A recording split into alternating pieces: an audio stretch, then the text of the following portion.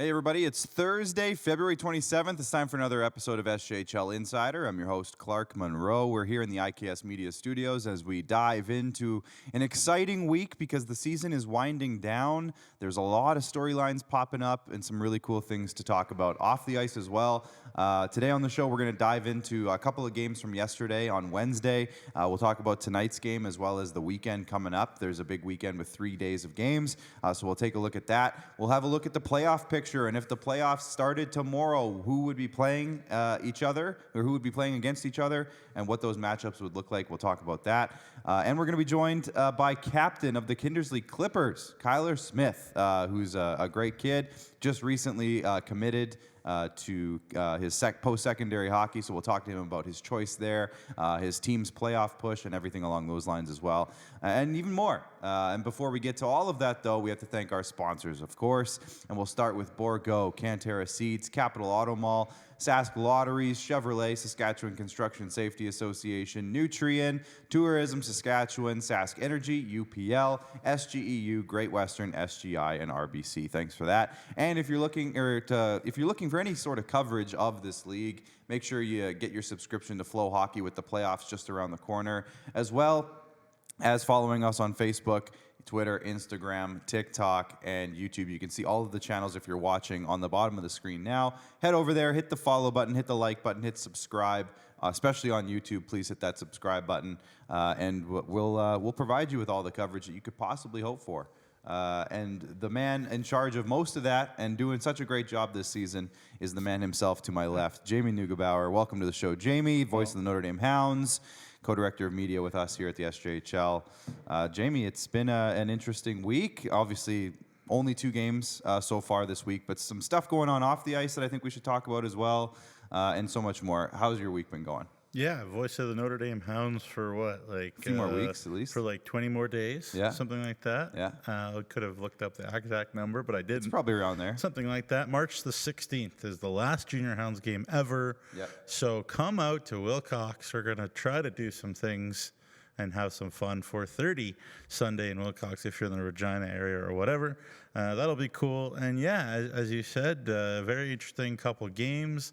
Big news out of L'Orange. A relocation, but not the exact same type of relocation as the team that I used to, sort of still work for. Yep. But other than that, good week. Thanks for asking, Clark. And I should say, I get tons of help from you, of course, from Rory, from all the IKS guys, Bryce and Kelly, and everybody around here. So it's a real team effort. It's a team effort for sure. Jacob. Before we get into the hat trick, let's just start, because we didn't have it on our script, I guess, before we started the show. But let's just start with the L'Orange news, Nugsy, if you don't mind. The big news coming out from the L'Orange Ice Wolves, I guess it came out yesterday, but we just kind of pushed it out there a lot more this morning, is that they are moving from the Mel Hagelin Uniplex in L'Orange to Orange. And Nugsy, if you wouldn't mind giving some more details about why this is significant. I personally think this is very significant for the future prosperity of the league, the future prosperity of the L'Orange Ice Wolves organization. Can you talk about where they're going, why this is important, and kind of some of the details around it? Yeah, so this isn't the part of the hat trick yet, by the way. Yeah, so no hat trick yet. Not yet. This is this is just kind of, it just happened. So this is the forecheck, grinding it away, make the D get tired, and then you can get some more opportunities to score. Yeah. So the L'Orange Ice Wolves will be playing next year, starting at the Jonas Roberts Memorial Community Center, or the JRMCC, which is in one of the tri-communities, Orange. It's actually just sort of south of Orange, I believe, right on the reserve. So it's not even in Orange. So it's a beautiful facility. Yeah, I've seen pictures. Looks great. Yeah, and they're renovating. They're gonna. Well, they have to add some seats. Yeah. But you think about, Assiniboia, for example, could follow that lead, and maybe we could see expansion one day. But yeah, very, very happy. This has made sense for a while. I did tweet out, and I'm sure you've been to the Mel Hagelin Uniplex. I saw your tweet. Yeah. I love calling games there, just being on top of it, just like neutral site games. with the junior hounds that I've done over the years. I love being right on top of it and feeling the energy and the speed and the action in the SJHL. So the Mel, I'll miss it, but it just makes a lot of sense. And Air Range, reserve, the community there.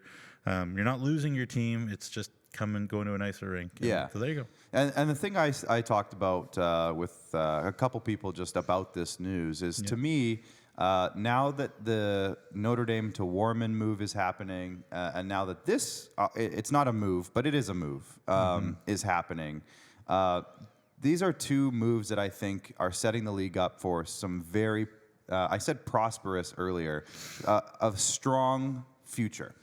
Because the one nice thing about the SJHL for years and years and years is the charm of it, the uniqueness of it, the community aspect of it, and little things like the Melhagen Uniplex and the uniqueness of that rink. It was smaller, it was tighter, it was fast. The boards were active. There were so many cool things about that rink where you sat as broadcasters, the proximity of the fans, how close everybody was. When that place was rocking, nothing much could get close to that because of how unique that building was.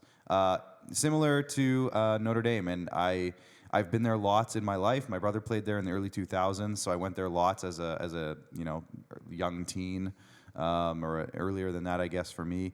And when the students get rocking in there, when they make playoff runs on that junior A team, I went to the one of their playoff rounds in 2015.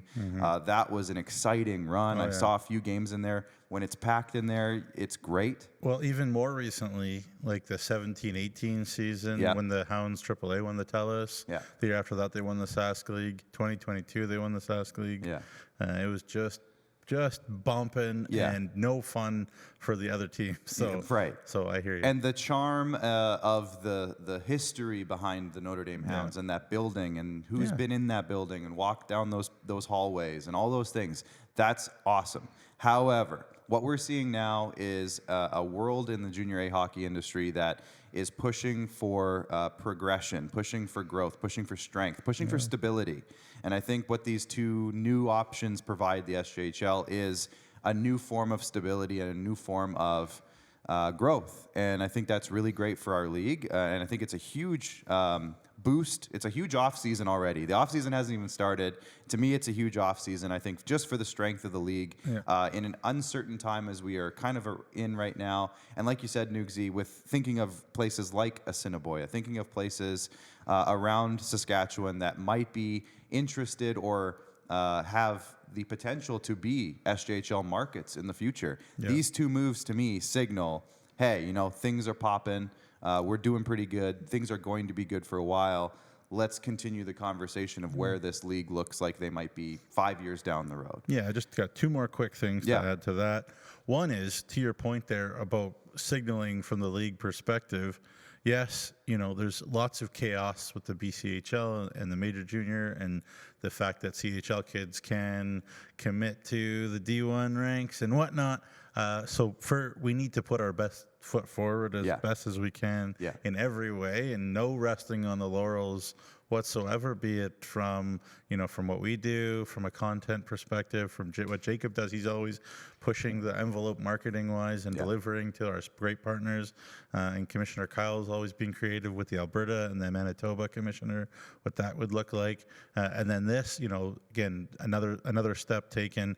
And the second point I'll make is that this rink there in south of Orange, they're on the reserve there. They built it in 2005, so that's just very new for Saskatchewan. Yeah, 20 years is pretty new. And then not only that, but they did major renovations in 2016. Again, so they're not afraid to put some money in there and to make that rink something to be proud of. And the work that Kevin Kaminski has done, because I remember, before Kevin Kaminski came, it was dire straits up there. It really was dire. They were struggling in all the ways, and the last year obviously they finished 11th. That wasn't ideal. This year, they're right on the cusp, and we'll get into that in 1 second. Yeah, literally. But Kaminski's done a great job, and the work that he's put in and his staff, Schneider, and everybody up there deserves this. Yeah. And I'm so happy to see it. Absolutely. So I view this as massively positive news. Yeah. Again, we're losing a unique charm of what the SJHL has been for a while. However, I view this as growth. I view this as strength, and I really think this is going to be great and for the Killer, league. He clearly can recruit kids. Yeah. Well, and find them, and now it'll be even better for him. Yeah, now he's got another, something else card up his sleeve, so to speak. I've heard of they're going to be renovating dressing rooms, apparently, adding seats, adding a center score clock, apparently, to the rink. So lots of positivity and excitement around this. So congrats to everybody up there for that news, and I think it's great for the league. So here we go. It's time now. It's time for the hat trick. Bryce is throwing hats back there. Heck yeah. It's a good start. We're having fun here on a Thursday. 2 games yesterday, so let's have a look at the score recap graphic if we have that available to us. I know Bryce is running a solo job back there, so I'm going to cut him a little slack today because he's sliding all over that room on his wheelie chair. The Weyburn Red Wings took a big 4-2 victory over the Humboldt Broncos. A lot of storylines surrounding that game just because of the big trade that they made back in January. So exciting storylines there, but a big 4-2 win for for Weyburn on the road in Humboldt. And then Laurens with a 5-2 victory over Nipawin, which on paper, 2 teams out of the playoff picture, but huge 2 points for Laurens. So let's dive into that one first, Nukes, if you don't mind. Laurens scored the first 3 goals of the game, and that was all they would really need, as Ashton Tate would eventually score 2, but a final score of 5-2 would be the case in this one, as Laurens secures a massive 2 points heading into this weekend. This is a crucial, pivotal weekend in the SJHL, not just for Laurens, but for multiple teams. But this is huge for them. Tate Donkin recorded 3 points. Graydon Porosny had 2 goals and an assist as well. Graham Brown made 30 saves in the win. Gage Roberts also had 30 saves, but it was a loss for him. This was a huge game, Nugsy. I mean, for those who might not be paying attention, why was this so important? Yeah, I mean, Laurens, in the blink of an eye, are only 2 points back of Kindersley for that final playoff spot. And Kindersley has a midweek game, but then there's a 2-game set between Kindersley and Laurens. There's threat makers. You did a great job with that. Yeah. Now, look. Honestly.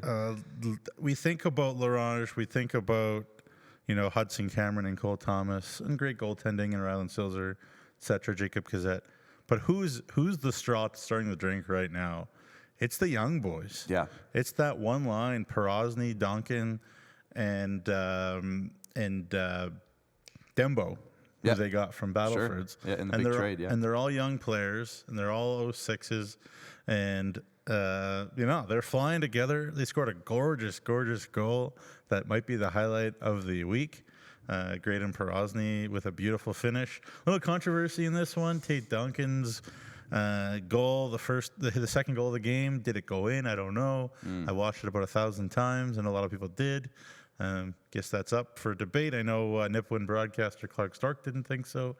But anyways, the Hawks played well too. Just, what the difference is a lot for Laurens is their goaltending.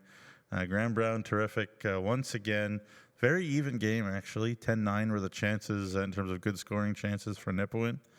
But, found a way. But Graham Brown, over his last 4, a .930 save percentage. Jeez. So if you want to climb your way back into the postseason, that's your recipe. Yeah, well, I mean, Graham Brown has been great all year, but he's had these pockets of just amazing dominance. Yeah. So that's huge. And if now's the time for one of those pockets, couldn't be better timing. Yeah. So huge win for Laurens, like you said, 2 points back now of Kindersley, and they play each other twice this weekend. And I spoke to Kevin Kaminski before Laurens played Notre Dame and Wilcox last week, and I was like, year after year, you have all these 20-year-olds, veteran guys to come up and whatnot, and make Laurens a tough place to play, and have some skill and whatever, and a little bit of the dark arts, we'll say. But there's lots and lots of really good young talent on this Laurens team to put into that new rink and be very excited for next year. And certainly they have clearly not punted on this year either, because they're way into it. And I did say, with that strength of schedule graphic, that they might be in some trouble, but no, they're right in it. We'll look at that momentarily, not right now, but we'll talk about this the strength of schedule going forward. But like you said, Nugsy, this roster, they aren't punting. They remain competitive at the trade deadline, obviously trading their leading scorer at the time, Mason Buchert, but getting back a competitive 20-year-old in Alex Mack, getting back a Dayton Tailfeathers. That's right. Another player. And, they have not given up on the season, and it's so exciting. It's coming right down to the wire. This weekend is going to be electric. Let's move on to the second game yesterday. Weyburn, a 4-2 victory over Humboldt. Jerome Maharaj opened up the scoring with a penalty shot midway through the first period, and Bray Legranger followed up like 30 seconds later. And then a second period goal by Wyatt Lacoste would actually prove to be the game winner, as the Humboldt Broncos would score 2 in the third from Oakley McElwain and Merrick Mamich, but Luke DK notched the empty netter in the 4-2 win. Former Bronco Ty Matanovich made the start for the Red Wings, making 38 saves in the victory, while former Red Wing Daza Mitchell made the start for the Broncos and made 32 saves in the loss. So obviously that was the big storyline coming in. They haven't played each other since the big, I'll call it the Daza Mitchell trade, but Daza Mitchell for Ty Matanovich and Josh Sale, they haven't played since then. So for Daza to be able to play his former team, for those two guys to be able to play their former team, the goalies dueling, and the youngster got the win in this one, Ty Matanovich. He's 19. Well, the youngster in terms of he wasn't the headline in the trade. It was Daza Mitchell for sure, but that must have been pretty cool. What did you take from this game? Weyburn's fine. We were all like, is there something to be worried about with Weyburn? What's wrong with them? Rory asked me point blank on the show on Monday. I said, I don't know. They're doing the right things. Like they're still their details are good. They're playing heavy. Like, they're working hard. It's just not always going in for them, but it's just sort of the randomness of a season to me. And, they've won 3 or 4 now. And this was a very good performance for Weyburn, a not good performance for Humboldt. And I've expressed my frustration with the Humboldt Broncos as well as Rory has, especially later in this year. I'm like, you guys have a better roster. They're banged up, but who isn't? Yeah. You guys have a better roster than this inconsistency that we see from the Humboldt Broncos, and I've never gotten it. I still don't get it. But, you look at the metrics. So we're talking about really good scoring chances. So not just good scoring chances, but like 0.2 plus expected goal, which is a lot. So those are great chances. Weyburn had 7 high quality, grade A scoring chances in this game. And so the fact that it was only 4-2 meant Daza played terrific. Daza was really good, and he would have wanted to, and he would have desperately wanted to win more than anything, but he played extremely well. Since, being acquired from Humboldt at the trade deadline, or by Humboldt, I'd rather, he's got a .927 save percentage, so he's more than done his job. And so Weyburn's fine. Humboldt, I don't know when we're going to get on a given night. And Jerome Maharaj, when he scores for the Weyburn Red Wings, the Wings are 10-1-1. Not bad. On the year. With the win, Weyburn leapfrogged Yorkton and got their spot back for third place. They still have a game in hand on Yorkton as well. So, they're fine. Like Newsy said, I think the panic is more just the fact that they're 5-5 in their past 10. If this was December, I don't think we'd be really talking about it as much. But because I think we're in the home stretch with only 6 or 7 games left. Though our job is to make big deals of things. But, absolutely, and we're going to. We do. Sorry, Cody Mapes.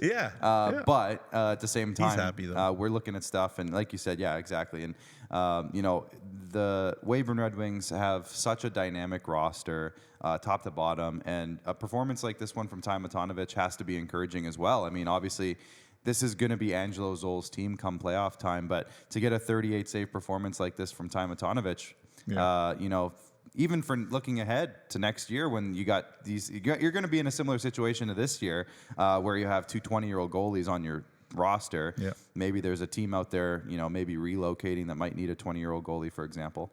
Interesting. But just saying. And again, I don't know any fact to this, but Butanovich, Calgary kid, Brett, Calgary connection. Wow. Are we creating? I don't know anything. Are we about creating this an off-season factually. conspiracy? I'm just saying, just for the sake of the podcast, that would be an interesting combo. I'm so excited. Yeah. Well, that's like you just said, Newsy. Our job is to make big deals out of things. Just So make why a not? conversation. But we're not talking about Someone that. yell, if you, Cody or Brett or whatever, if you want to yell at us, that's fine. We're not talking Go about ahead. that right now, obviously, because the playoffs haven't even started yet. No. So let's worry about the off-season and But the off-season. Cody, I said to Cody, it's exciting for Weyburn. They're a goalie factory. I messaged 100%. Yeah. That's a great point. I did message Cody and I said, classy move by you to play Matanovic. Sure. It's not like Weyburn was coming off a back-to-back or on a road trip or whatever. The conventional, whatever you want to say, wisdom in a big matchup like this is you play your number one. And it was a big matchup. And it was huge, yeah. And they were behind Yorkton, blah, blah, blah. Yeah. Shows that Cody has faith in Ty Matanovic. Mm-hmm.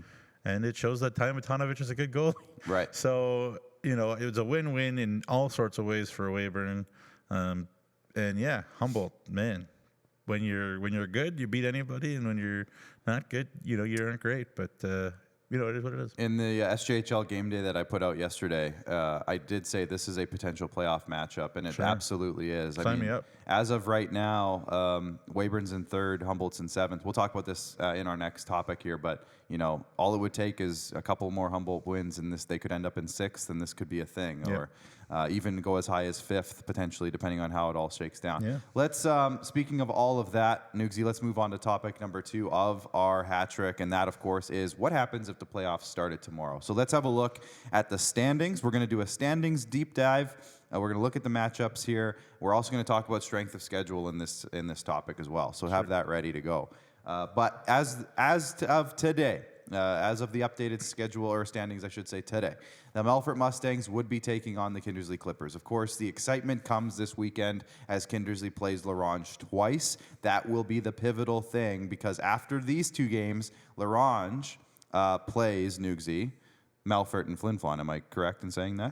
The other way around, though, I think. They end off the season with Flin Flon, or Melfort. La Ronge has Melfort 2 and then Flin Flon 2. Okay, so that's what it is. So, that's going to be tough. So now is the time for La Ronge to make up as much points as possible because it's going to be a dogfight, pardon the pun, because they're Wolves, in the final 4 games for them. And Kindersley is playing the right teams for them to face. Right. Like they got La Ronge here a couple, and they end with Battlefords. And it would be, I feel like it would be a dagger if Kindersley can win both these games this weekend. And it would be a dagger. It wouldn't be the, it wouldn't be Mathematically, the end of no. the world, but it would be, it would be.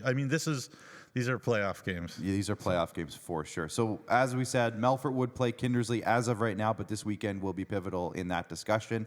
The Flin Flon Bombers right now would play the Humboldt Broncos, so that would be a fun one. 2 historic teams there.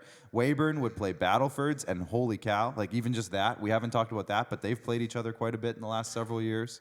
We had the playoffs. In the playoffs, and I think that would be a fun one as well. And then, of course, the one I want so badly, I think everyone in the southern half of this province wants it so badly.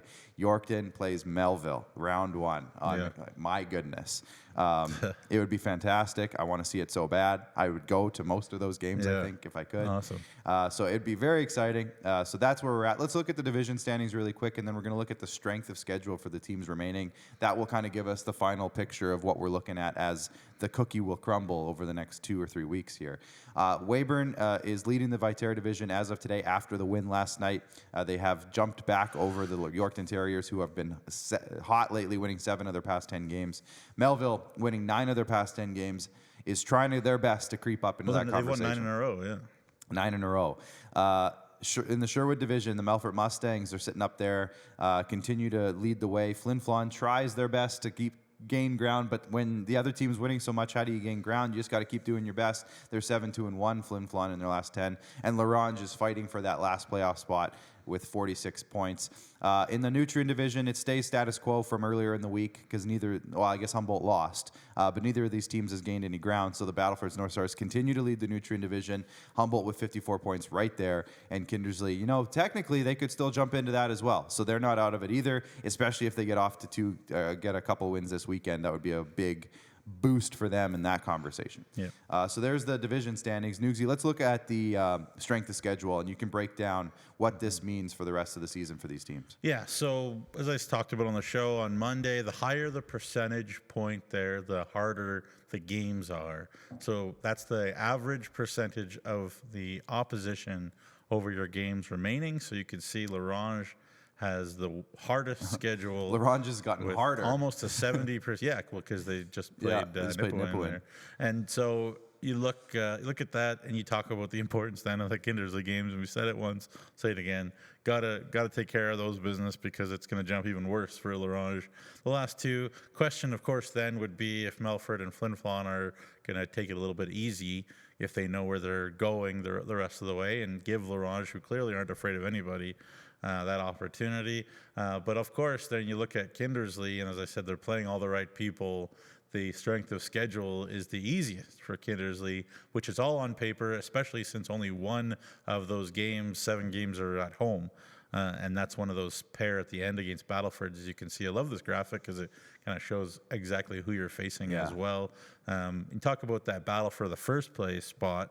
Flin Flon, if they don't win both against Melfort, that's about it. It's over. Yeah. Like they're and for anybody to catch them in second too. So like Flin Flon last year, they knew they were going to be first for like a month. Yeah. Now they're probably sure they're going to be second for a while here too. So but two wins against Melfort though, that would make things a whole lot more interesting.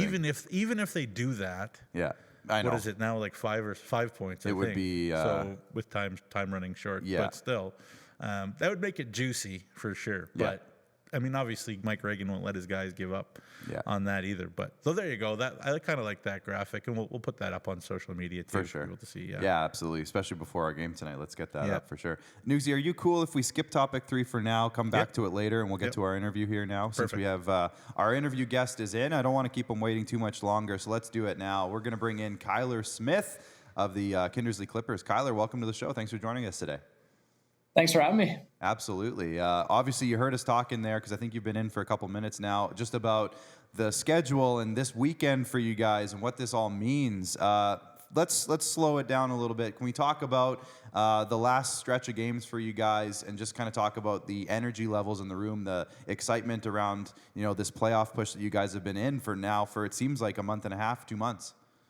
Yeah, I mean, kind of struggling with consistency has been something we've been working on a lot this year, and definitely something that we know the importance of these kind of next couple games here, and don't want to we're fully ready to go into Larange and go into Nipawin and not take those teams for granted just because they're behind us in the standings. We understand that basically every game for the next 7 here is a 4-point game, we call them. So yeah, especially this time of year is when we want to start to get confident, and I think we are. So we've been talking about the Kindersley Klippers now. It seems like almost the entire season, just in the sense that you guys started very hot.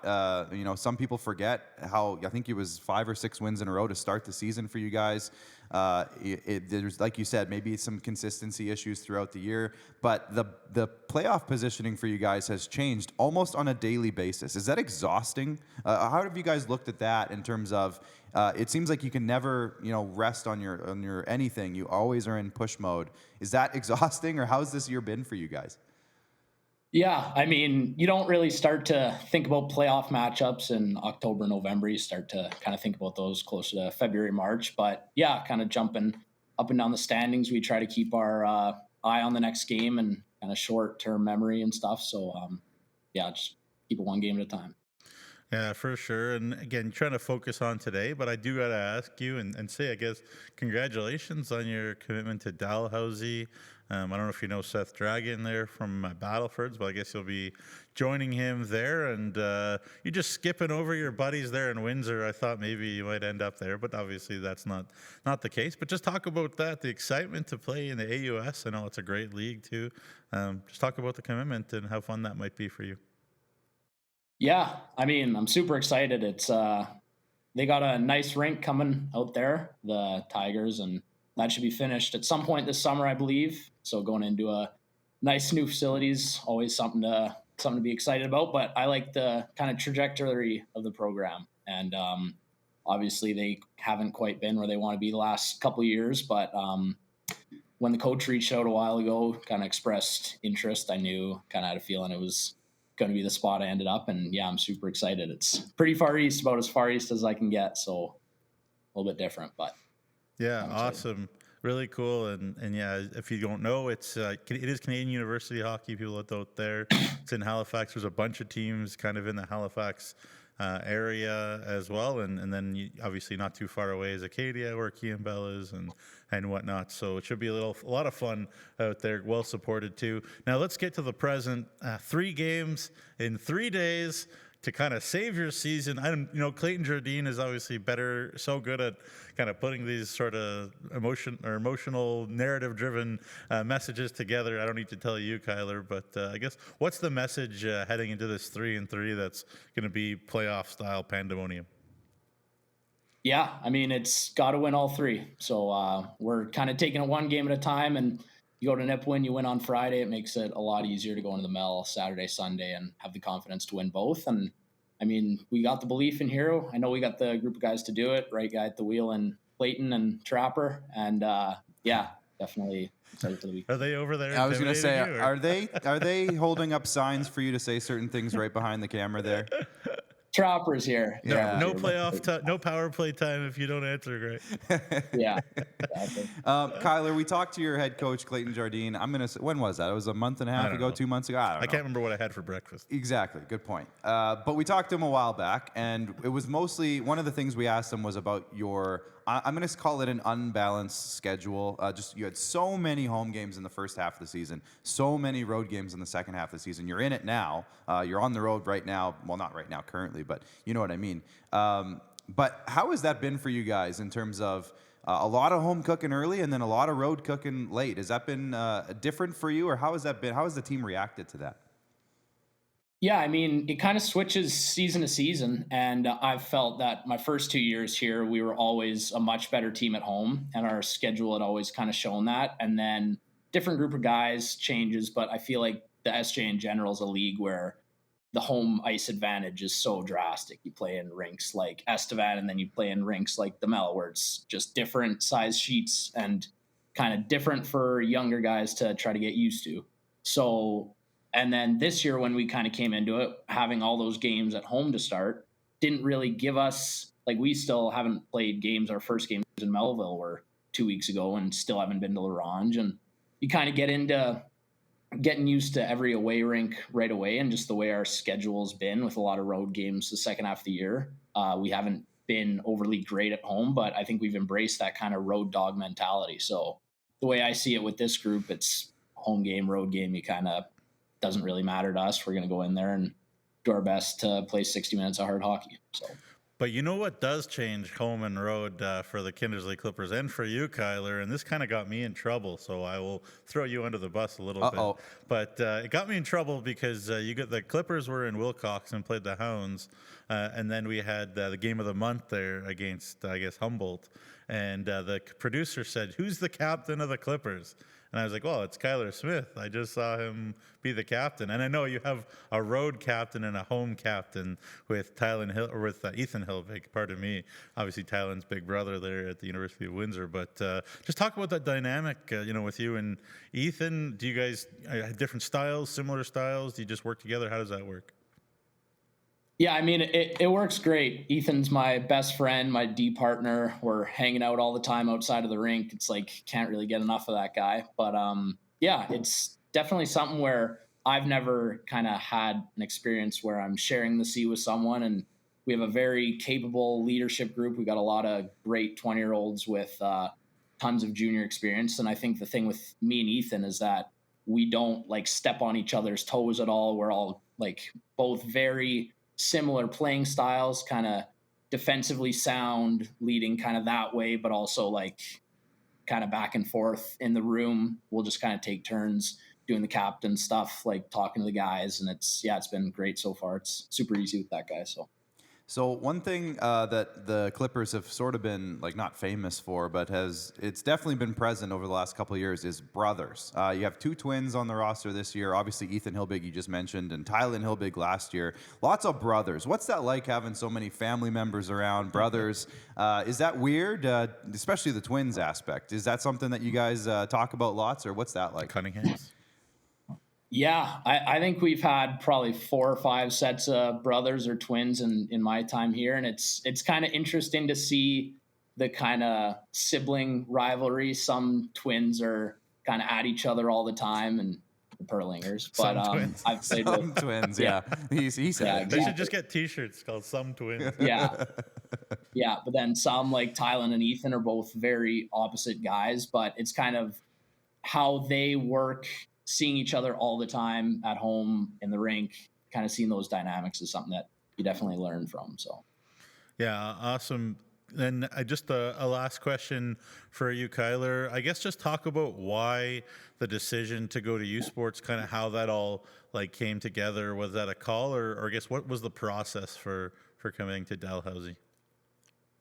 So yeah, Dal had reached out a couple weeks ago, and I was still kind of unsure of what my future was going to look like. I knew I wanted to stay in Canada, ideally. And when they reached out, kind of just preliminary talks, kind of asked for some film, said they were going to watch a couple games, and I'd known that Drags was going to commit there, and so they obviously had some eyes out in Saskatchewan, and I just kind of did a bit of research on the program, talked to some guys who had played there, and when they had offered, I think about a week before I committed, and I knew it was the right spot for me, and I've got some family out there, so that's good. Love that. A few more for me, Kyler, and then I'm going to let you go.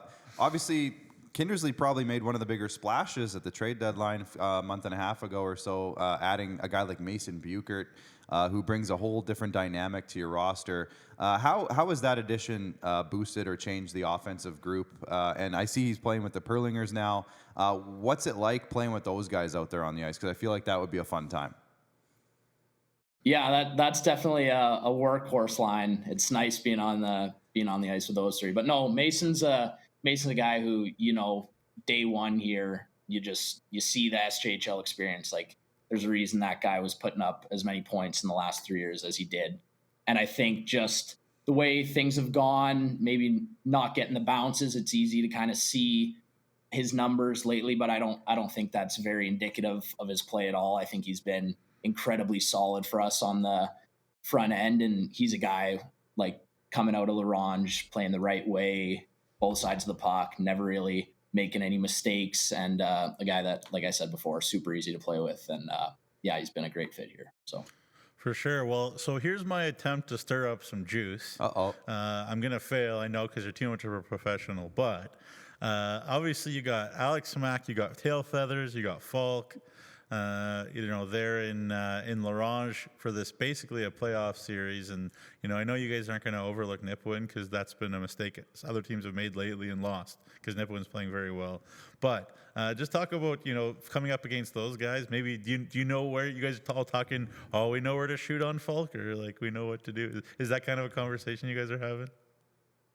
Yeah, yes and no. You obviously we don't see a lot of those guys, kind of not being a divisional opponent versus like a Battleford or Humboldt. But no, I mean, me and Logan especially have played together. This is the first time in the last 7 years that me and Logan haven't been on the same team. So 7 years of shooting on that guy, still kind of can't quite figure out how to score on him. But I did manage to score on him when they came to town, which was definitely something I won't forget, and won't let him forget it either. But no, I mean, all those guys got nothing but good things to say about them, and obviously glad to see the success they're having there, and just looking forward to this weekend. All right, last one for me, Nugsy, for Kyler, and then we'll let you go, Kyler. But I'm going to ask you to turn into a bit of a salesman here, and I want your sales pitch on this. Brett O'Halloran has come in and kind of lit the league on fire as a rookie.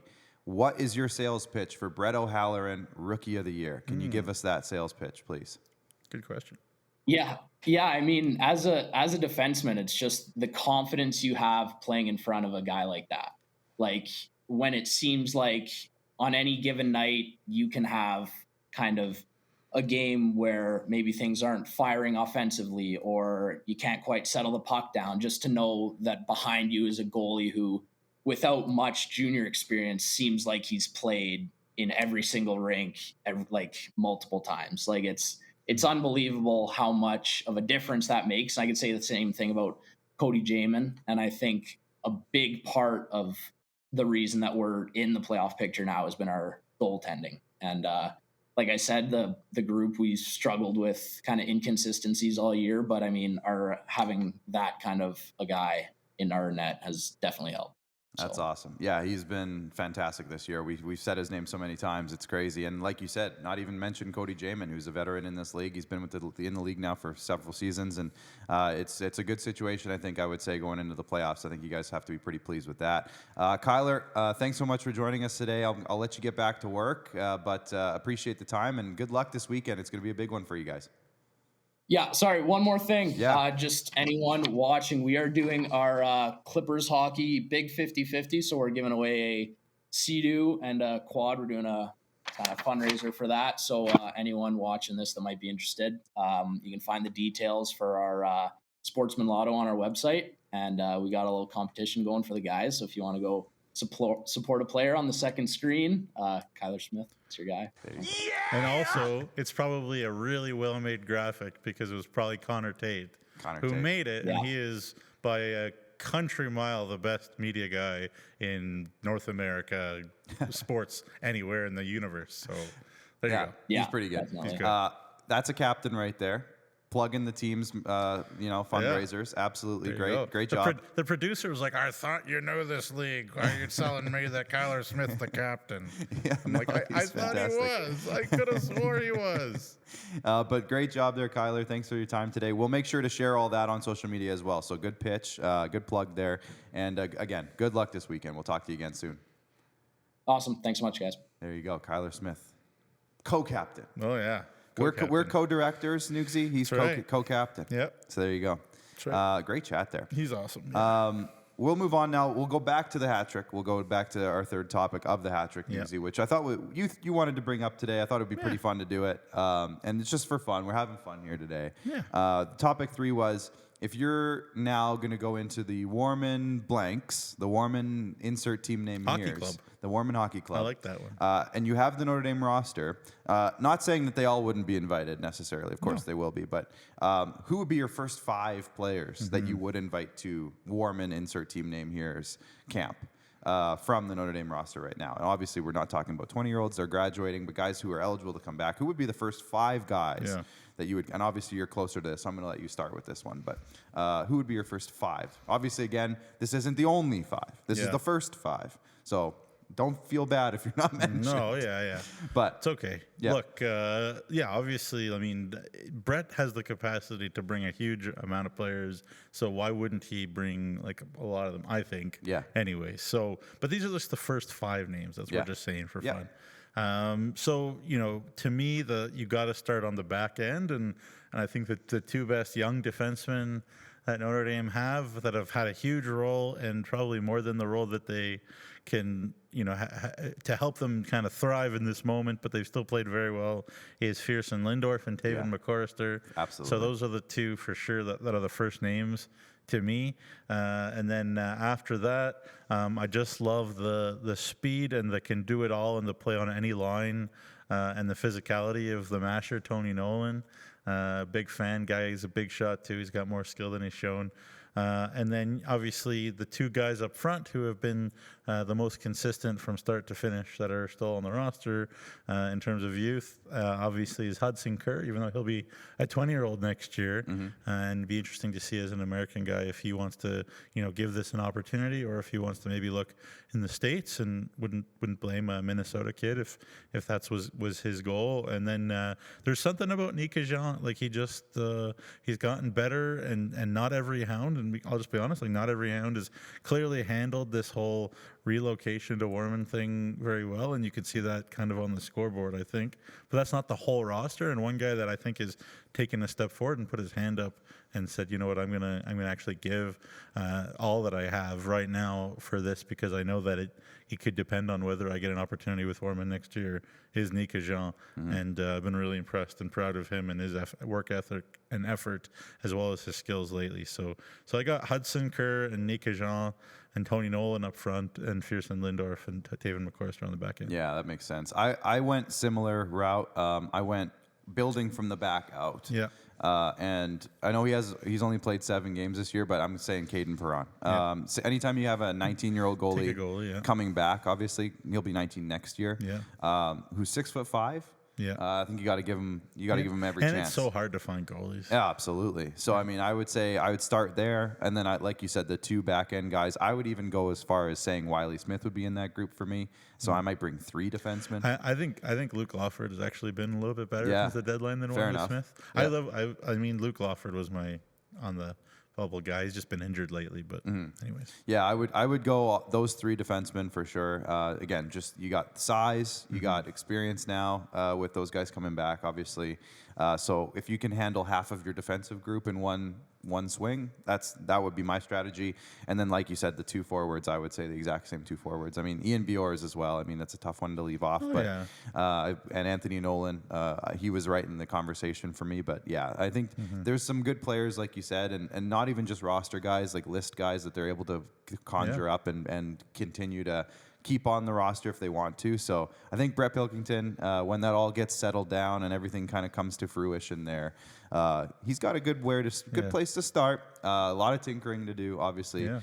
Some big players graduating or moving on from this roster from this season. So some openings. So it'll be exciting. I mean, we talked about it with Rory the other day, but it'll be exciting to watch this team, this roster, figure itself out, because there will be openings and some new options that weren't out there before. So with that in mind, I think it's going to be an exciting offseason. Lots of changes, lots of new faces probably. But it'll be fun to see what they end up doing. Yeah, and you know, Brett's the playbook for recruiting is open for an organization like Ormond. Yeah. You know, obviously, you know, there's a couple guys in Major Junior that Brett will know that played junior hounds, and I'm not saying those guys aren't going to be Major Junior players or anything about that. I'm just saying, like, if it's a situation where, you know, they want to come back, the rights would be owned by Ormond. Right. So, like, you think about, you know, Carter Hines, who's in the QMJHL. You think about Sammy Bourgeois, who's in the Western Hockey League. You think about obviously Vinny Palmerine, who's in the QMJHL. Yeah. So there's a couple D options there. Yeah. You know, you kind of go down a couple of other lists. There's those, others. that would be a huge 3 guys. Those would be like, back. Imagine if Ormond's D-Corps included those 3 guys next year. Yeah. That's nice. And Tavin McCorster and Fierson Lindorf. There's 5 guys right and there. And Wiley and Lawford or whatever. Like, there's your group of 7. Yeah, like if Ethan all Hamilton happened. has like a big summer, like you never know. But like, man, if you start with those 3, like you have the makings, and you get a goalie, and you know, Caden, you know, has shown really well a couple occasions this year, and he'll play tonight against Estevan. So I'm sure that means a lot to him to play against Estevan, where he played AAA. So yeah, it's a young Notre Dame team. I think the reason why the team has struggled a lot is not to do with the fact that they aren't good players. It's just the situation and the fact that young players may be forced to put into roles that they maybe weren't ready for right away. But certainly, like, that Ormond team could have a good chunk of the guys on the team right now and be a very good team. Yeah, absolutely. So excitement there, excitement in Larange, excitement everywhere, excitement in Kindersley. We got lots of excitement coming up. And speaking of what's coming up, let's have a look now at the schedule for the weekend. So if we could bring up, we'll start with Friday. Oh, tonight. Yeah. There's a game tonight. Yeah. In Notre Dame, Nugsy. Yeah. Four more. You just talked about it. Yeah, you just mentioned it. Estevan will be in Notre Dame. So I already know a bunch of people in the area will be coming to that one because there's a lot of Estevan fans in the Regina area. Yeah. So I know there'll be a few there coming from there. For Friday, as we talked to Kyler Smith about this, the Kindersley Klippers will be in Nipawin for a big one. They need the W in this one, and Nipawin has been playing spoiler a lot lately, so will they continue to do so? We'll see. A huge Viterra Division matchup with Melville playing Weyburn. Melville is on the tail of Weyburn. It might be a distant tail, but they're on the tail. It should be a great game. Humboldt will be in Yorkton. Again, that could be a potential playoff matchup. Estevan will be in Battlefords on Friday night. Battleford's really needs 2 points in this one to continue their push in the standings. And then the heavyweight, Flin Flon versus Melfort. And again, Nugsy, you kind of queued this one up where if Flin Flon can find a way to win these two, and we'll flip to Saturday's schedule now, because Flin Flon plays Melfort again. They flip-flop venues, but if they can find a way to win these 2 games, the Flin Flon Bombers over the Melfort Mustangs, that would just add a little bit more fun. If Melfort finds a way to split or win both games, it'll be, you know, the dagger. That might be the dagger if they can win one or 2 of them. But then Humboldt will be in Melville on Saturday again. Those points are huge as they are battling and leapfrogging each other almost on a weekly basis in the standings. Estevan again in Battleford, so another 2 points for Battlefords that they need to secure in their playoff race. So Estevan has a really big chance to play spoilers this weekend. And then it starts in La Ronge. Kindersley will be in La Ronge for a huge one, and we hyped this one up, but I don't think we did it enough. Yeah. This is a huge series, as you can see on Sunday. Pack the Mel, guys. Pack the Mel, because this is a huge weekend for both of these teams. This could be pivotal for both teams. So we'll see how the points come out of this one. Obviously, Nukes, I don't think I have to ask you what the most exciting storyline is this weekend. There's a lot, though. Yeah. Holy cow. I love this time of year because so many matchups have so many different things. But, I mean, Kindersley, La Ronge, to me, stands out over the heads of everything else that's going on, even though there's a Viterra division matchup that's huge. You know, the heavyweight back to the home and home series. Well, it's the potential end of your season. I mean, like everything else is muscling for playoff spots, which is nice, but like that makes juice. But like it's not like, you know, kind of if you can't figure out to get good amount of points, La Ronge, then like your season might be over, kind of thing. Yeah. So, yeah, it'll be interesting. But yeah, kudos to the Ice Wolves. They just have not quit, and you know, sent Kyle Schneider like just the text. I was like, "Don't stop, believe don't stop." Yeah, it's going to be a fun weekend. So if you're around the rinks, if you're in the towns, make sure you get to the games. If you're in the Notre Dame area, get to that game tonight if you can, because you're running out of chances to check out the Notre Dame Hounds Junior A program at home. So definitely get out there if you're around, because I know there's lots of small communities and there's lots of Notre Dame Hounds supporters in this province. There is. So if you're around, get out to the rink, check it out, because it's a lot of fun. And there should be a good game tonight with Estevan, I think. Some good young talent to check out. So go do that. We'll thank our sponsors one more time. So big shout out to Borgo, Cantera Seeds, Capital Auto Mall, Sask Lottery, Chevrolet. Oh, you know what? I forgot something, but I'll thank our sponsors first, and now I'm remembering. So Bryce, there's a video I want you to play. We forgot to mention it, so we'll do that right now. Saskatchewan Construction Safety Association, Nutrien, Tourism Saskatchewan, Sask Energy, UPL, SGEU, Great Western, SGI, and RBC. Thanks to all of our sponsors. Speaking of one of our sponsors, Saskatchewan Cattlemen's Association is one of our sponsors, Nugsy, and they've been doing a rink burger challenge throughout the province, throughout all of our rinks. We're 6 episodes in. We've only played 3 on our broadcast. We're going to play 1 more today. Now, this one is controversial. It's Nipawin, and there's a little bit of controversy in this one, and we'll tell you about it after we view the video, so let's check it out now. Nipawin's Rink Burger Challenge. All right, SJHL fans, we're back for another edition of the Sask Cattlemen's Association SJHL Rink Burger Challenge. Here we are in Nipawin. I'm joined by Tegan Lacombe. Tegan is the game day and social media manager for the Nipawin Hawks. Tegan, we're going to have some burgers here. We're going to give it a score out of 10. Before we get started, of course, Sask Cattlemen's and locally raised Saskatchewan beef is the official protein of the SJHL and the official pre-game meal of all SJHL athletes. Tegan, what's your favorite cut of beef? What's your favorite type of beef? I like the ribeye steak. Of course. And is that your favorite pre-game meal? Yes, that was pre-game meal. Yeah, you had one before the game here today? No, I did not have enough time. But yes. All right, well, you did a burger. We're going to have one bite. I'm going to ask you a score out of 10. We've had some good scores here in this series. So we'll see. His name's Traps. We'll see how Traps did. We got him to juice it up a little bit with some pickles and some onions. Looks like a classic rink burger. Here we go.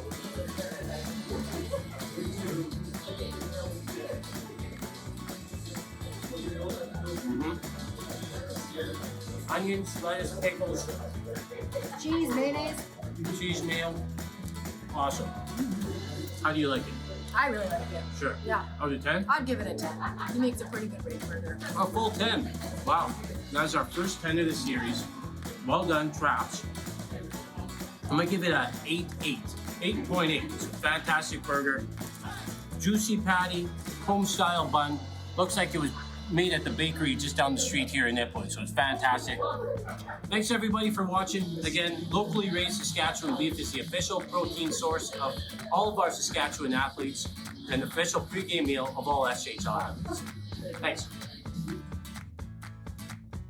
So as you can see, Nugsy, the Nipawin Hawks now sit at the top of the scoreboard of the Burger Challenge, but there is already some controversy around Tegan's ranking of a 10 out of 10 for her burger, her home burger, and nobody else has given their burger a 10 out of 10. So some people are saying the score is skewed. There's scandal afoot. There's appeals. It's going to be messy. It's going to be messy. Yeah. I've seen some more episodes since, and Nipawin is still at the top of this leaderboard. Yeah. It's gonna be. There's some scandal going on, and I foresee maybe some sort of trial process at the end of this. Yeah, I mean, and maybe we'll have to do all 12 burgers all over again, and I'll be involved this time. What? Yeah. And then we'll have a gluten-free burger challenge. Yes. Okay, look, she. I don't know to what degree she was prepped. She was prepped, sort of being like, 10 does not give us room to wiggle, but also it does look really good. It does look good. And she just, there's a vested interest in just saying 10. So, right. I don't know. It wasn't that, we're given something a quantity there without any kind of thought. That's what I'm saying. It's a controversy. Yeah, so maybe there should be like a penalty. That's what I'm saying. That's what we should do. I'm wondering if there's gonna be a point fine, an appeal deduction. Process. Yeah. There's a little bit of bias there, and Tegan not calling you out, but kind of calling you out. But we're calling you out. 100%. Anyways, it's all for good fun. Obviously, this isn't a big of a deal as we're making it, but we're having fun here. It's a huge deal, and it did look great, though. I will say, I'm not going to say it didn't look great. And in fairness, Jacob gave it a pretty high score too. So 8.8. Yeah, 8.8, which is a pretty high score. So, anyways. There's the Sask Cattlemen's Association Burger Challenge. There are 6 episodes out. That was episode 4. Who's been since? Laurent's just got posted today, and who was 5? Kindersley. Kindersley was 5. So those are out now. You can go view them on our YouTube channel and our website as well. So go check those out. Episode 7 will come out next week. Episode 8 will come out next week sometime. Every Tuesday, Thursday. As the Burger Challenge continues. So we're having a lot of fun with that. And again, I'm super jealous that I haven't been able to take part in any of these so far. Maybe I'll sneak into one at the end. You can come tonight. It's the Notre Dame's You're burger doing yours tonight? Yep. Oh, boy. So come to Wilcox. Oh, boy. Apparently they have a Notre Dame stamp that they put on the burger. I saw that. Was that real? I don't see how they would fake it. That's got to add at least 0.5 to the score. Got to be something. It's creative. Yeah. Anyways, stay tuned for more of those.